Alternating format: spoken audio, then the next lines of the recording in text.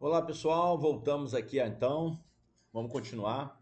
Estamos aqui agora com é, a prática cartorária com a Lindbe, né? Então, pegando aqui a parte de direito civil, nós temos aqui então a tabela visual, onde tem todos os artigos aqui do início, tá? Dos artigos até o vigésimo terceiro.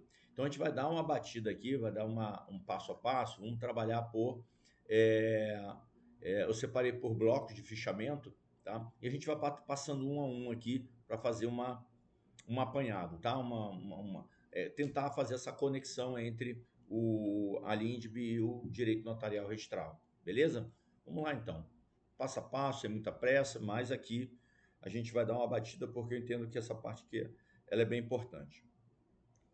Bom, a gente começa então pela aplicação da lei no tempo e no espaço. A gente vai pegar do artigo 1º ao artigo 6º da LINDB.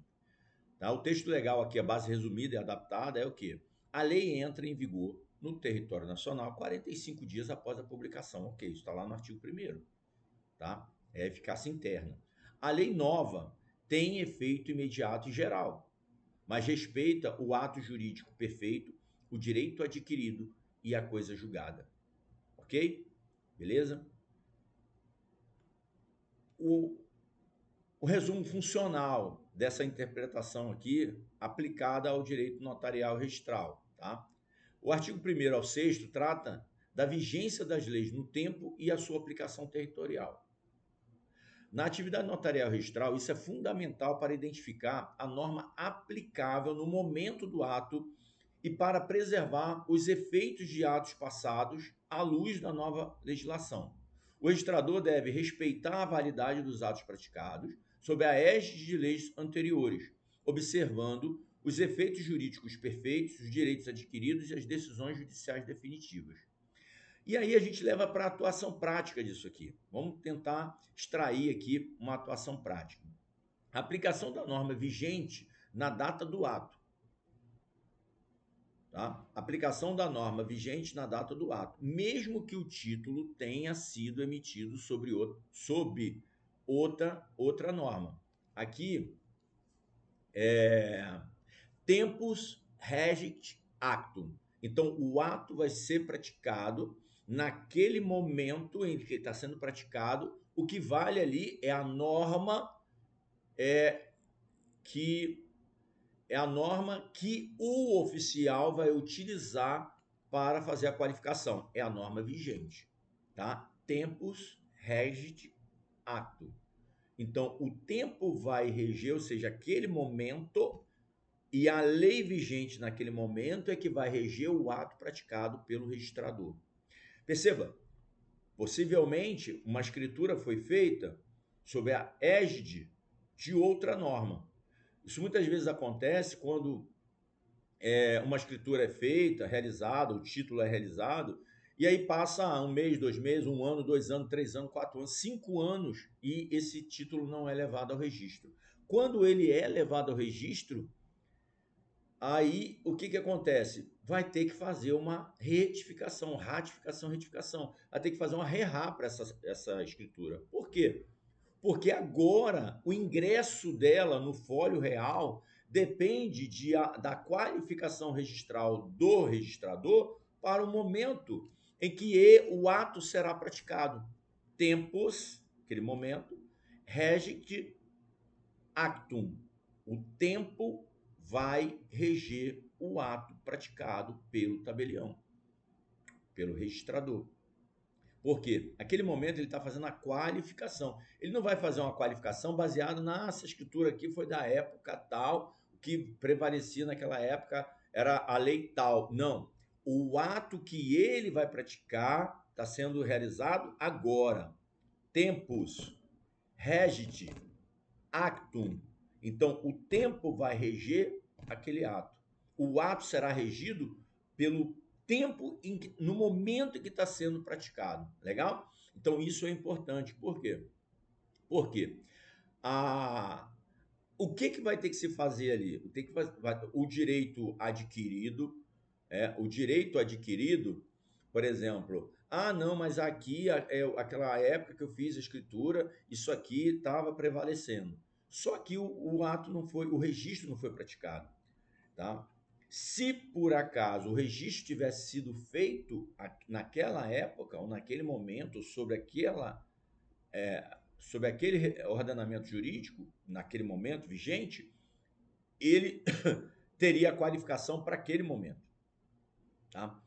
Então, assim, o que der para absorver vai ser absorvido. O que não der, o que tem que adequar na escritura, vai ter que fazer uma re-ratificação. E muitas vezes isso que acaba acontecendo, né? Porque esse tempo que leva do título, a realização do título até o ingresso no folho real, isso pode, né, se não for levado de imediato, pode ter alguma alteração legislativa e vai afetar o negócio, tá bom? Então, é, é importante essa análise, por quê? Porque na atuação prática,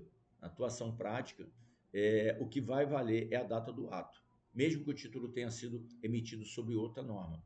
Respeita o quê? O ato jurídico perfeito, tá? O ato jurídico perfeito, contrato, escritura, tá? Sem dúvida, mas você vai ter que cumprir os requisitos daquele momento. Aplicação da norma vigente na data do ato, tá? Beleza? Inexistência de efeitos retroativos nas mudanças normativas que alterem os requisitos formais, tá? Inexistência de efeitos retroativos. Ok? Interpretação prudente diante da alteração legislativa. Exemplo, mudanças no Código Civil. Geralmente tem regra de transição, tá? Geralmente tem regra de transição. E aí, nas regras de transição, você tem ali a possibilidade de correções, tá? Mas muitas vezes, nesse caso, vai ter que haver uma correção através de uma escritura retificatória ou retificando e ratificando, tá bom? Beleza? Pontos do edital conectados, regime jurídico dos serviços notariais registrais, responsabilidade civil disciplinar do delegatário, retificação de registros, ok? Veja, aquele registro que foi feito à época, aquele está protegido pelo ato praticado, tá? Ali tem o quê? O ato jurídico perfeito, dos registros já realizados. Os que não foram realizados não tem essa proteção. Aí você tem ali um direito adquirido parcial, ou seja, o que você adquiriu, ok, vai ser respeitado, tá? Beleza? Por isso que a gente vai vendo, né? Ferramentas vão surgindo, muitas vezes para corrigir é, algumas algumas irregularidades, cara, no caminho, muitas vezes por omissão mesmo das pessoas, né? No dia a dia. Bom, efeitos da lei no tempo, as normas complementares associadas, né? Isso aqui para o 2, então, para esse primeiro tema aqui, que é a aplicação da lei no tempo e no espaço. Legal? Vamos para o fichamento 2, a interpretação da norma e fins sociais. Interpretação da norma e fins sociais.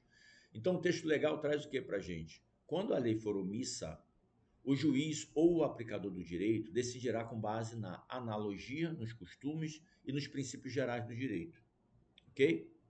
Na aplicação da lei, devem ser considerados os fins sociais a que ela se dirige e as exigências do bem comum. Trazendo isso para uma interpretação aplicada ao direito notarial registral, nós temos o quê? Que os artigos 4º e 5º da LINDB orientam o registrador e o tabelião a não aplicar as normas de forma mecânica, tá? Então, por mais que ele está ali, ele não é um repositório só de registros. Ele faz qualificação. Nessa qualificação, ele faz uma análise material e formal do título, mas ele faz a interpretação. O registrador e o tabelião são operadores do direito. E eles não, tal como o magistrado, eles não podem ser só a boca da lei, né? Não é a boca da lei. Ele não é a literalidade da lei, mas sim a interpretação conforme a norma, mas essa interpretação sempre adequada ao que? Analisando o que? Analogia, costumes, princípios gerais do direito, a interpretação e a aplicação sendo feita com análise nos fins sociais a que ela se dirige e as exigências do bem comum. Então, o tabelião registrador não só aplica não faz aplicação simples da norma de forma mecânica, mas sim interpretando-as com base na finalidade social e no princípio da utilidade. Na atividade extrajudicial, isso permite resolver lacunas normativas com prudência, aplicando analogias e garantindo segurança jurídica, economicidade e efetividade dos atos, especialmente diante das normas novas, controvérsias interpretativas ou ausência de regra expressa. Geralmente isso aqui é feito pelo próprio, a aplicação dessa parte aqui da LINDB é feita pelas próprias corregedorias, é feita pelo próprio CNJ. Então o CNJ ele tenta, nas lacunas, digamos assim, legislativas, lacunas é,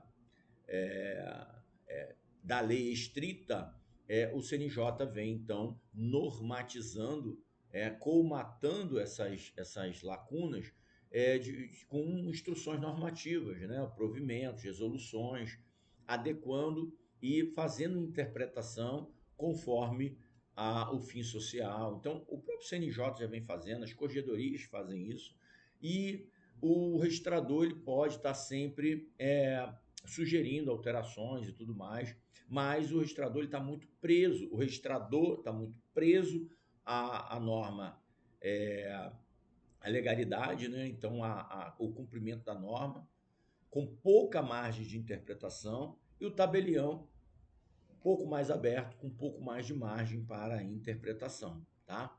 Mas essa atividade, a atividade notarial e registral, ela acaba tendo aqui essa possibilidade interpretativa feita pelas próprias corregedorias, feita pelo agente regulador, que é o próprio judiciário.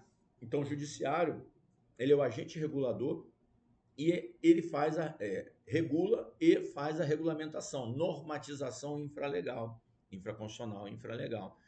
Então, essas lacunas acabam sendo aí preenchidas pelo nosso agente regulador, tá bom? Atuação prática disso, cartorária, interpretação funcional dos provimentos, resoluções do CNJ, retificações e suprimentos com base em princípios de analogia, ausência de previsão sobre CPF no traslado, aplicação do bem comum, evita rigidez excessiva na exigência de documentos quando a finalidade do ato é atendida, aplicação prudente em casos como união estável homoafetiva, alterações de prenome, registros transnacionais. Vocês viram que isso aqui tramitou muito no sistema infralegal, primeiro, né? Essas alterações e tal.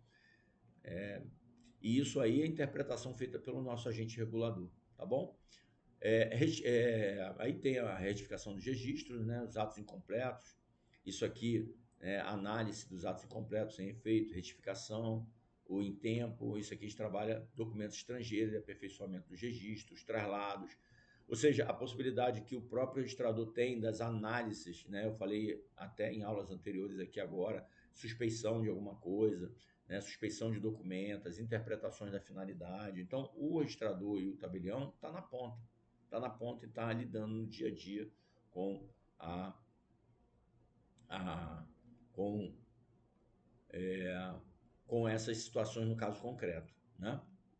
Vamos aqui agora para o fichamento 3, né?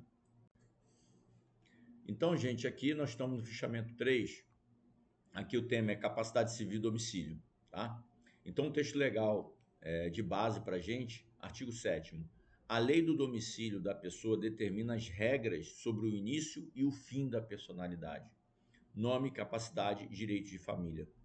Então, aqui a gente tem o 7º define o domicílio como critério central. E vocês conseguem perceber que na atividade notarial registral, o domicílio, ele é o elemento, o requisito para a aferição de competência, né? E isso está vindo aí, ó, reflexo da LINDB, para determinar a lei aplicável a aspectos essenciais da personalidade jurídica da pessoa natural, capacidade civil, nome, filiação, estado civil.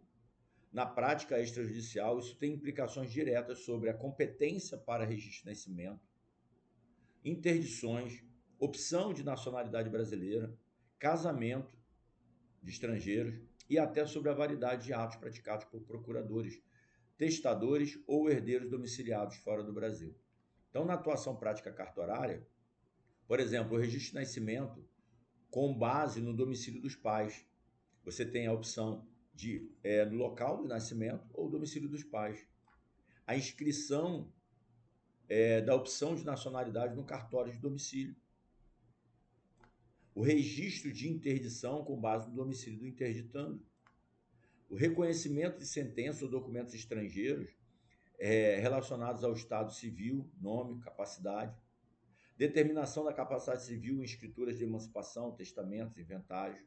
Tá? Então, lá, quando você faz a análise da capacidade civil, você vai olhar para o domicílio. Tá? Se ele é brasileiro, se ele é estrangeiro, é o domicílio que vai definir a capacidade. Tá? Tá aqui, ó. A lei do domicílio da pessoa determina o quê? As regras sobre início e fim da personalidade civil. O nome, a capacidade dela e direitos de família, ok? Está muito ligado, vinculado ao domicílio. Legal?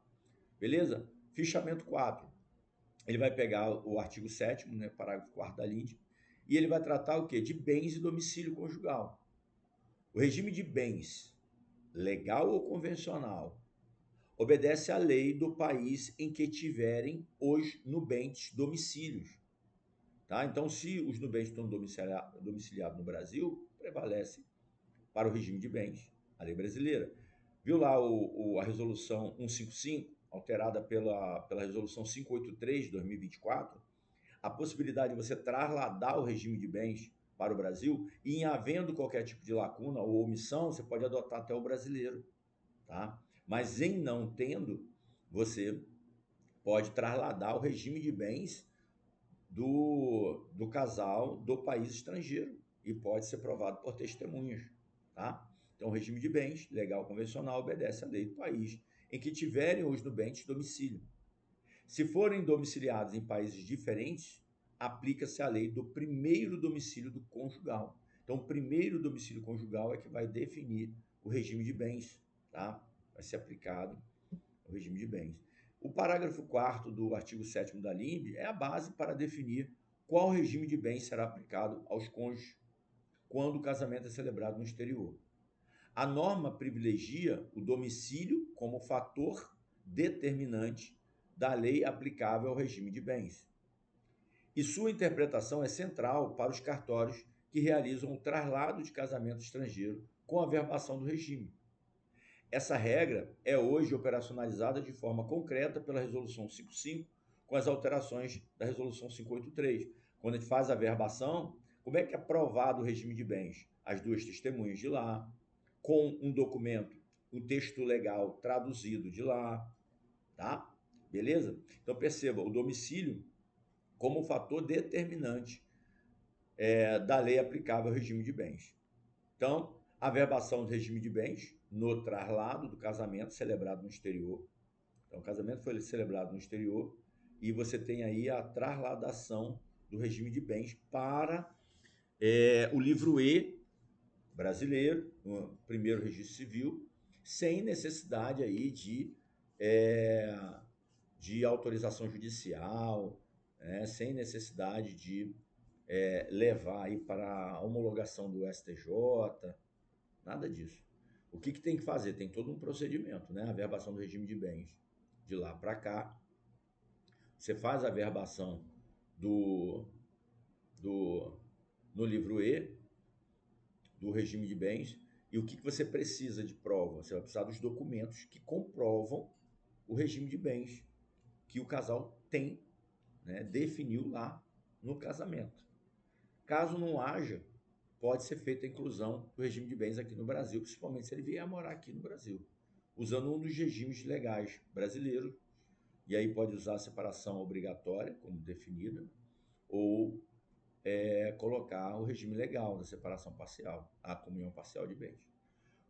Suprimento do regime com base na legislação brasileira, olha aqui, ó, comunhão parcial ou separação obrigatória, condomínio. Exigência de documentos que comprovam a legislação estrangeira, a declaração consular, o texto legal traduzido, parecer jurídico de 2 advogados, tá? Seria suficiente, tá bom?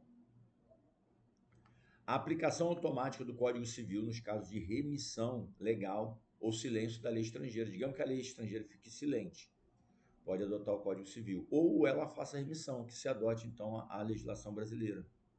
Ok.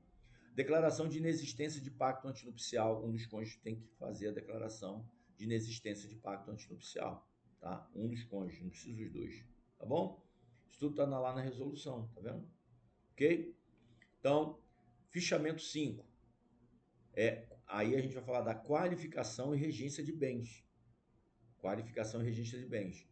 Nós temos aqui aquisição, perda, extinção de direitos reais sobre bens móveis ou imóveis. Ele vai se reger como? Vai se reger pela lei do país em que estiverem situados os bens. Então, como é que eu perco o bem? Como é que eu adquiro o bem? Como é que eu faço a extinção do bem? Tá? Ele vai se reger por onde estiver o bem. Tá? Então, o artigo 8º da LINDB, ele define a chamada lex rei citae, ou seja, onde é que está situada a coisa. A lei que prevalece é a lei onde a coisa está situada, citae, rei, coisa, lex, lei, tá? A lei da coisa situada, ou a lei onde a coisa está situada, tá? Aqui no latim, tá? Vou colocar aqui em itálico para ficar mais bonitinho, né? Porque é em latim. Isto é, a lei aplicável aos bens é a do local em que eles se encontram. No contexto notarial registral, isso impacta diretamente os registros de imóveis e a lavratura de escrituras que envolvem bens localizados no Brasil, mas cujos titulares possam ser estrangeiros ou cuja origem do título seja internacional. Para que tais bens sejam objeto de transações, registros ou averbações válidas no Brasil, as exigências da legislação brasileira devem ser observadas integralmente. Integralmente. Por quê? Onde é que está situado o bem? No Brasil. Está situado aqui, a lei que vai reger o bem, a aquisição, a transferência, a extinção é a lei brasileira. Então, por mais que a pessoa seja estrangeira, e lá no estrangeiro a transferência de bem acontece de um jeito, só pelo título, por exemplo, aqui no Brasil não. Aqui no Brasil precisa do registro. Então, ele tem que levar o registro, ele tem que levar o título dominial ao registro. Ok?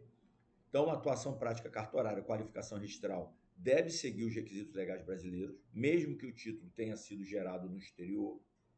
Escrituras de compra e venda de imóveis devem respeitar as exigências formais das leis nacionais, então, ITBI, certidões fiscais, natureza do bem. Bens móveis com origem estrangeira, imagina veículos, aeronaves, exigem reconhecimento jurídico no Brasil para efeitos legais. A verbação de bens recebidos em herança ou doação do exterior exige conformidade com a lei brasileira para serem registrados. Legal? Então, guardar isso, porque a lei que rege o bem, a extinção, aquisição, modificação, como é que eu faço a venda, como é que eu faço a alienação, como é que eu gravo de ônus reais, é a lei onde está situado o bem. Ok? Beleza? Vamos aqui para o fichamento 6. No fichamento 6, nós temos aqui a validade formal dos atos estrangeiros. Para a qualificação e eficácia dos atos jurídicos celebrados no exterior, observa-se a forma da lei do país onde foram celebrados. Tais atos serão válidos no Brasil desde que não ofendam a soberania nacional, a ordem pública e os bons costumes. Então, o resumo disso aqui e a interpretação aplicada ao direito notarial registral. O artigo 9º da LINDB estabelece o quê? A equivalência formal dos atos estrangeiros, eles serão considerados válidos no Brasil quanto à forma, assinatura, autenticação, se respeitarem a forma legal do país de origem. Respeita a forma legal lá? Ok. Contudo, para produzirem efeitos aqui no ordenamento jurídico brasileiro, devem ser compatíveis com os princípios da ordem pública nacional. Isso é decisivo para traslados, reconhecimento de firmas, registro de documentos, escrituras públicas lavadas com base em certidões estrangeiras, ok? Entre outros. Então, por exemplo, na prática cartorária, exigência de apostila ou legalização consular dos documentos estrangeiros. Essa exigência de apostilamento é para o reconhecimento da autoridade que assinou esse documento. Quem produziu esse documento. O reconhecimento da autoridade, legitimidade de quem produziu esse documento no exterior. Então, ele tem que ser apostilado ou legalizado, uma legalização consular, no exterior para que produza efeitos no Brasil. Então, a legalização, quando a gente fala do apostilamento, é os países que têm o quê? Que aderiram à Convenção de Haia. Tá? Então, os países que aderiram, eles podem fazer lá diretamente o apostilamento de um documento estrangeiro, e esse documento estrangeiro, então, vai poder produzir efeitos aqui no Brasil devido à Convenção de Haia. Não precisa consularizar, basta apostilar, tá bom? Isso com uma autoridade apostilante lá daquele país. Tradução juramentada para qualquer uso em atos notariais ou registrais. Tradução juramentada. Aqui vai ter que ter a tradução juramentada para qualquer uso em atos notariais e registrais. Por quê? Não pode ingressar documento ou não pode, documentos não traduzidos, ele não produzirá efeitos nos atos notariais e registrais no Brasil. Recusa fundamentada de documentos que contrariem princípio do ordenamento jurídico brasileiro. Um casamento poligâmico. Lá fora pode, aqui não pode. Então, tem que fazer a recusa fundamentada de documentos que vão contrariar os princípios do ordenamento jurídico brasileiro. Aceitação de contratos celebrados fora do Brasil. Pode, desde que observem forma legal e não infrinjam a ordem pública nacional. Não infringe a ordem pública nacional. Legal? Beleza? Esse aí, então, é o fichamento 6. Agora, o fichamento 7, sucessão, professor. Como é que a gente vê a questão da sucessão e domicílio do falecido, tá? A sucessão, como é regida a sucessão pela LINDB e como é que ela atinge a atividade notarial registral. O artigo 10 da LINDB, a sucessão por morte ou ausência que também leva à morte, não é isso? Então, aquela ali é sucessão por morte ou ausência, que também vai descambar na morte, obedece à lei do país onde o falecido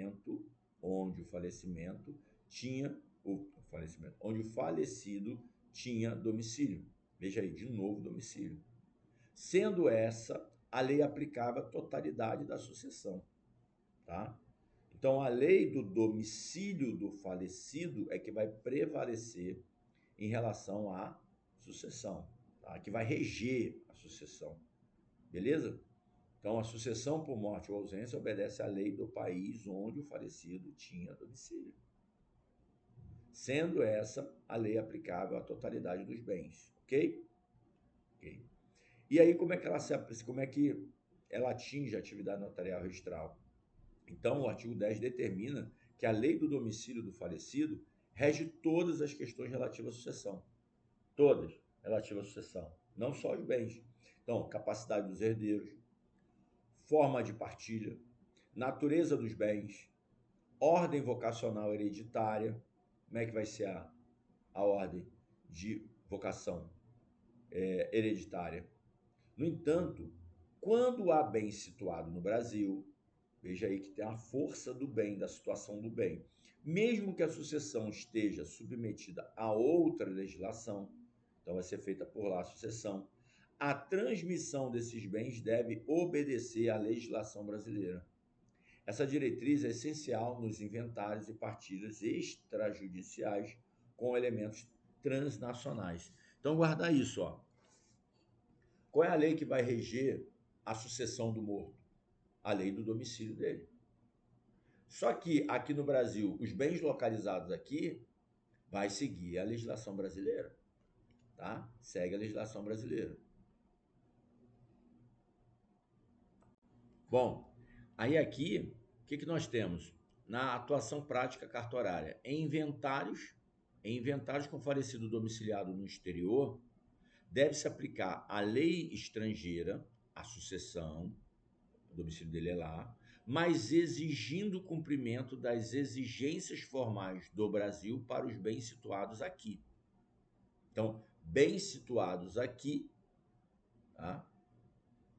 Bens situados aqui,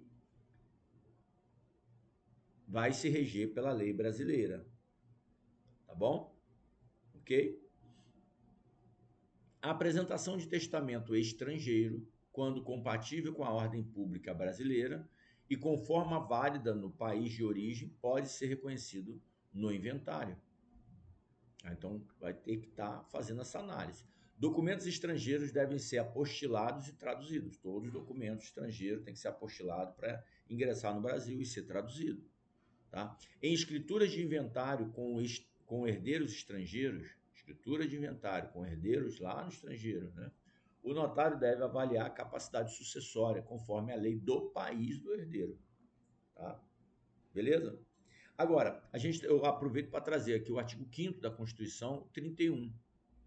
A sucessão de bens de estrangeiro situado no país. O bem do estrangeiro está situado aqui no país, como a gente estava falando aqui, ó, dos bens.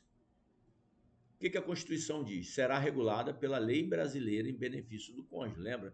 Se em inventários com falecido domiciliado no exterior, deve-se aplicar a lei estrangeira à sucessão, mas exigindo o cumprimento das exigências formais do Brasil para os bens. Ó, para os bens. Beleza? Beleza. Mas se na sucessão de bens estrangeiros, situado no Brasil, regulado por lei, vai ser regulado por lei brasileira aqui. Se for em benefício do cônjuge ou de filhos brasileiros, vai ser utilizado sempre que a lei estrangeira não seja mais favorável que a lei brasileira. Não sei se eu criei aqui uma confusão. Só para vocês entenderem.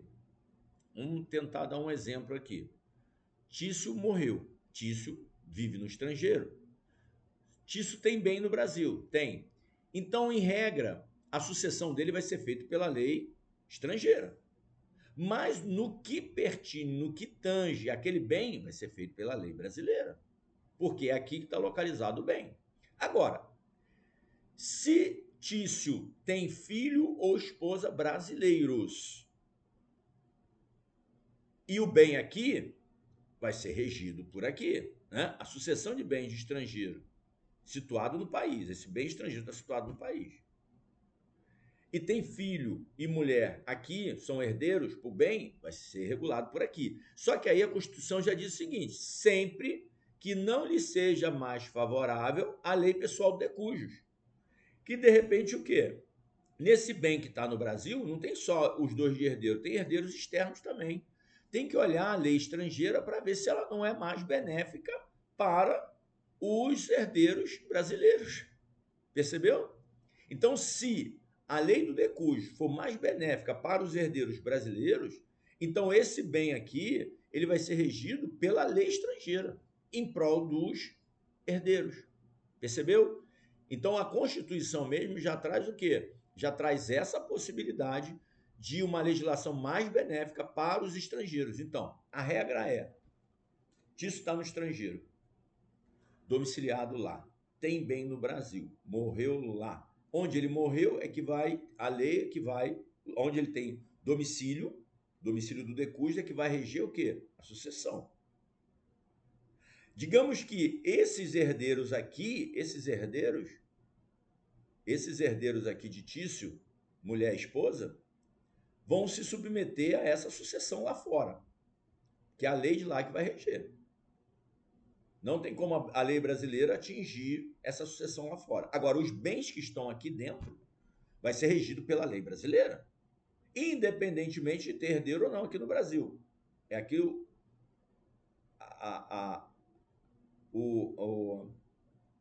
a lei brasileira é que vai definir, onde está situado o bem, que vai definir como será essa transmissão, ou como ela vai ocorrer, sobre os bens que estão aqui. Ok, vai ter que respeitar a lei brasileira. Agora, se tem beneficiários brasileiros nessa sucessão, vai se verificar se a lei do decujus não é mais favorável, que a lei brasileira, porque se for mais favorável é aquela que vai se aplicar. Então, assim, tem que estar conectado com isso para o quê? Para não causar prejuízo aos herdeiros brasileiros, não é isso? Legal? Tranquilo aqui? Vamos lá. Regras de sucessão legítima, testamentária no Brasil e tal. Vamos para o fichamento 8. Capacidade para suceder e domicílio do herdeiro. Tá? Então, ó, a capacidade para suceder é regulada pela lei do domicílio do herdeiro. Então, a capacidade que ele tem de suceder. Esse dispositivo determina que a capacidade do herdeiro para receber herança ou legado será avaliada conforme a lei do país em que ele reside. Isso significa que, para herdeiros domiciliados fora do Brasil, o tabelião deve verificar se essa pessoa seria considerada capaz segundo a legislação estrangeira. Tal análise é crucial para a segurança jurídica do inventário extrajudicial, para se fazer no extrajudicial, especialmente na lavratura de escritura pública de partilha com herdeiros internacionais. Percebe aí, gente? É possível? É possível que se faça? Sim, é possível que se faça. Há necessidade de participação judicial? Não. Não.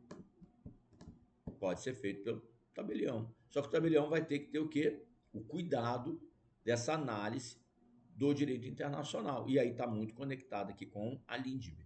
Ok? Atuação prática cartorária exige-se a exigência de comprovação de capacidade civil do herdeiro estrangeiro segundo sua lei de domicílio. Então, ó, capacidade de herdar está ligada ao domicílio do herdeiro. O domicílio do herdeiro é domiciliado aqui no Brasil? Qual é, então, o regime jurídico do herdeiro aqui no Brasil? Não, está domiciliado na Argentina. Qual é o regime jurídico da Argentina? Qual é a capacidade civil dele lá? Tá? Quando é que ele adquire a capacidade civil para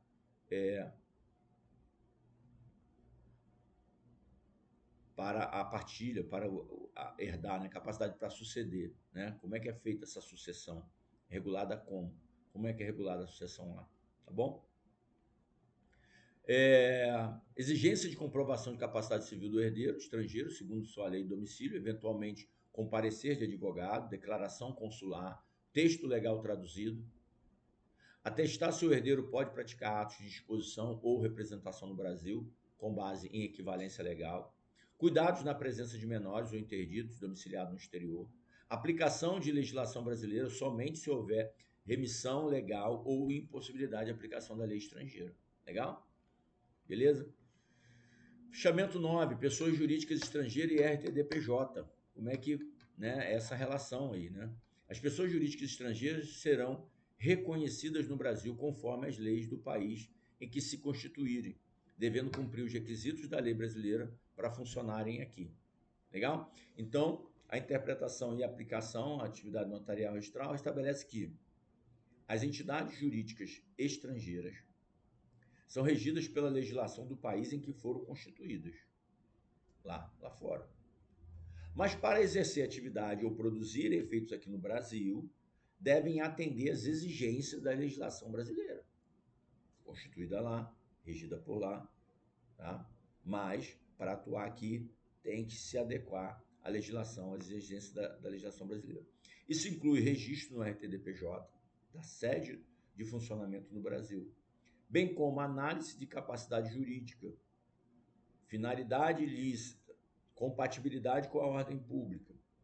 A atuação de procuradores, representantes e escrituras envolvendo essas entidades exige atenção à norma. Então, uma coisa que você vai ter que ficar ali como tabelião. Caiu isso aqui na prova, gente? Vamos lá, muito cuidado, tá? Aquilo que eu falei, o que a gente tem que fazer aqui é entender o que pode ser cobrado, identificar aquilo que o examinador está querendo de resposta e eliminar as incorretas, tá? Então guarde isso. É estrangeiro, é constituído lá, é constituído lá. Ah, eu quero atuar no Brasil. Atuar no Brasil? Pode, pode. Tem que se adequar à legislação brasileira. Uma das adequações é o registro no SCPJ, tá? É o registro no SCPJ. Vai ter que submeter ao registro no SCPJ. Tá bom? Beleza?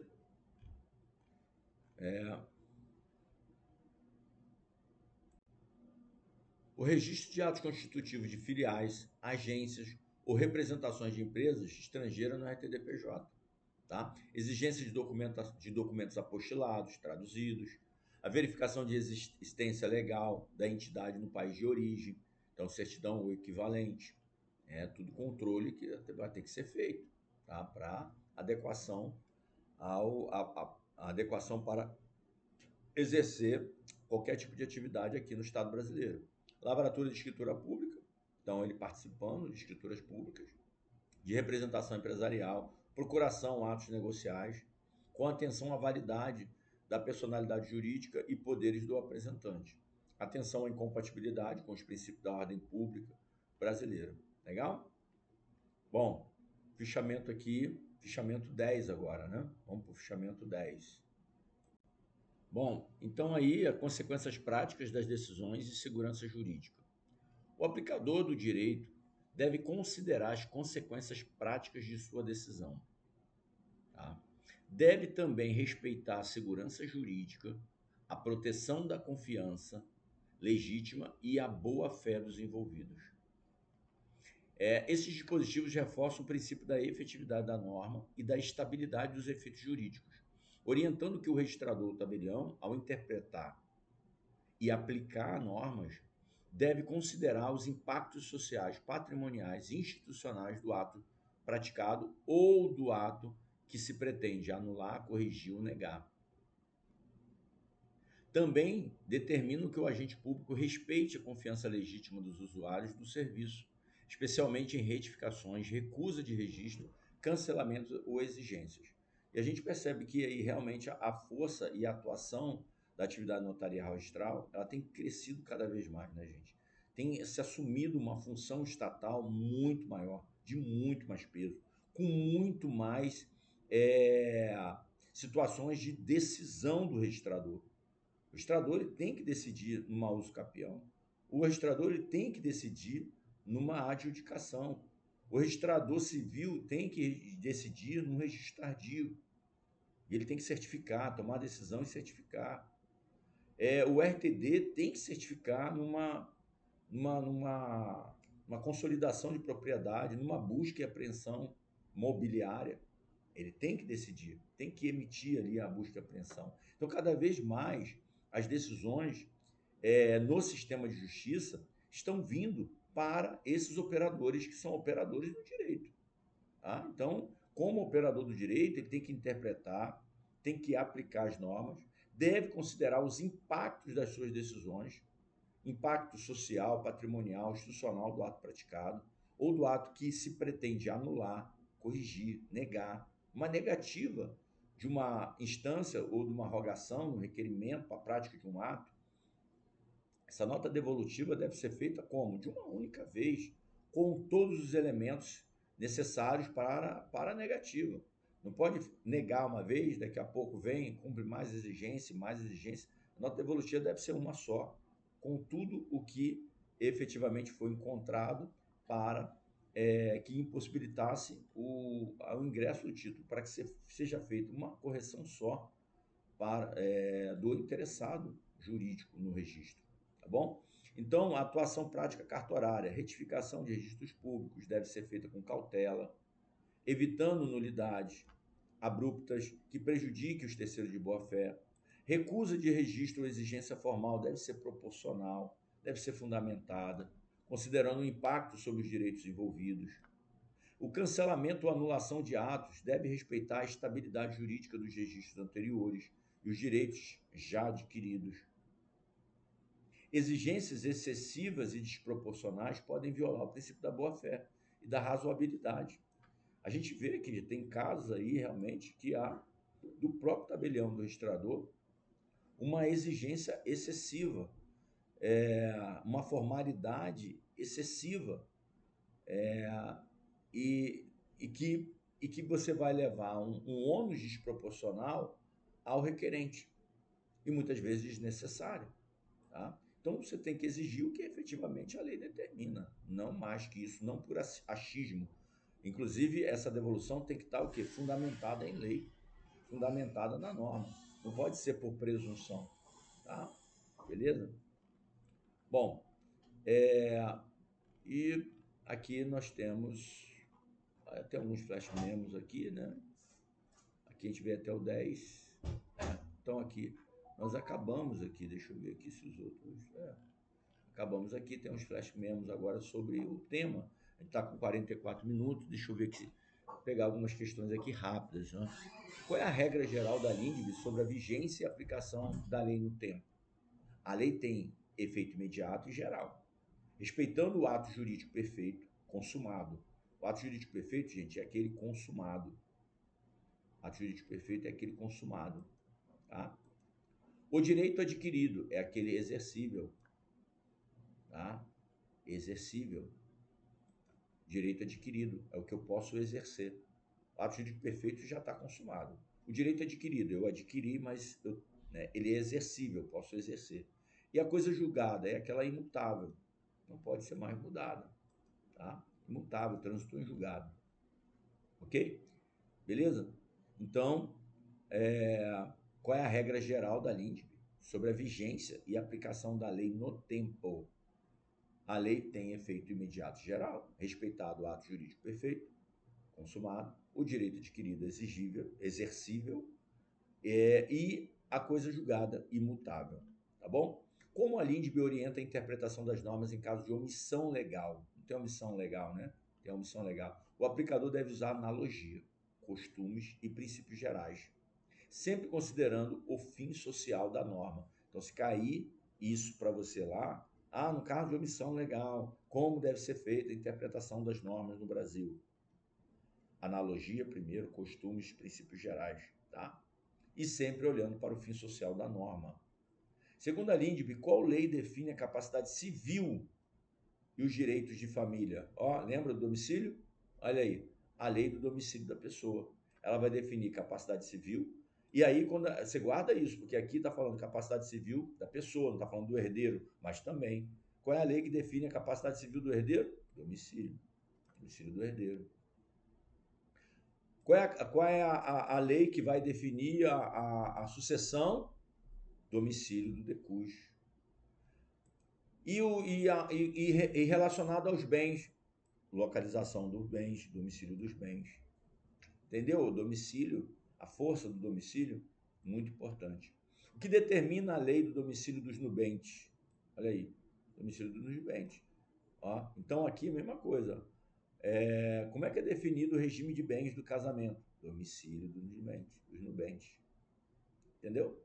Então, a lei, o que determina a lei do domicílio dos nubentes? Determina o regime de bens do casamento, aplicando-se a lei do domicílio ou do primeiro domicílio do conjugal, porque de repente eles tinham um domicílio e vão para um outro domicílio. Esse novo domicílio do casal também pode reger o quê? Pode reger, fazer o regime, reger o regime de bens, né? Como a LINDB trata a regência de bens móveis e imóveis? Domicílio dos bens. Onde eles se situam? Domicílio. Tá? Domicílio dos bens. A lei aplicável é aonde está se situado o bem. Onde? Domicílio do bem. Onde é que o bem está domiciliado? Fica fácil esse domicílio dos bens, né? Lex rei citae. Aqui eu vou botar em itálico porque é latim, né, gente? Tem que ficar em itálico aqui. A lei da coisa, situação da coisa, a lei da situação da coisa. Qual é o critério de validade formal dos atos jurídicos celebrados no exterior? Qual o critério de validade formal? Foi lá que foi feito? É lá. Critério de validade formal dos atos jurídicos celebrados no exterior. Se foi celebrado lá, a forma do ato segue a lei do país de origem, desde que não contrariem a soberania nacional, a ordem pública e os bons costumes da origem, onde foi celebrado, né? Qual lei rege a sucessão em caso de morte ou ausência, segundo a LINDB? Sucessão, gente, domicílio. Aqui, falei, lei do domicílio, tá vendo? Domicílio. Qual é a regra da LINDB sobre a capacidade para suceder? Domicílio do herdeiro. Olha lá, domicílio, tá vendo? Capacidade sucessória, domicílio do herdeiro. Guarda isso, gente, domicílio. Tá? Qual o cartório competente para protestar o devedor? Domicílio do devedor. Olha aí, domicílio do devedor, tá? Então, vamos guardando isso. beleza? Domicílio. Essa, no protesto é subsidiária, né? Porque a praça de pagamento é a que vigora, mas você sempre guarda. Você não sabe, não tem praça de pagamento, tal missa, domicílio, devedor. Como a LINDB trata o reconhecimento de pessoas jurídicas estrangeiras no Brasil? Reconhecimento, possível, tranquilo. É onde ela foi constituída, só não pode violar, né? Elas são regidas pela lei do país onde foram constituídas, mas precisam cumprir as exigências da legislação brasileira para atuarem aqui. Quer atuar aqui? Vai ter que se registrar aqui. Legal? Vai ter que se registrar aqui. O que exige os artigos 20 e 23 quanto às decisões administrativas ou judiciais? Devem considerar as consequências práticas, proteger a confiança legítima e garantir a boa-fé. O objetivo é a segurança jurídica. Legal? Então tá aqui, ó. Ó, tem uns quadrinhos aqui que vocês podem treinar ainda mais. Gente, é isso aí, ó. Tem os quadros embaixo, cada quadro desse daqui, ó, com o tema, reforçando, tá? Então aqui é aquela coisa mesmo de repetição. Sei que muitas vezes você não tem tempo para repetir, mas é repetição, repetição, repetição para você não esquecer, tá bom? Beleza? Tranquilo? Gente, paramos já por aqui, 50 minutos e vamos para a próxima.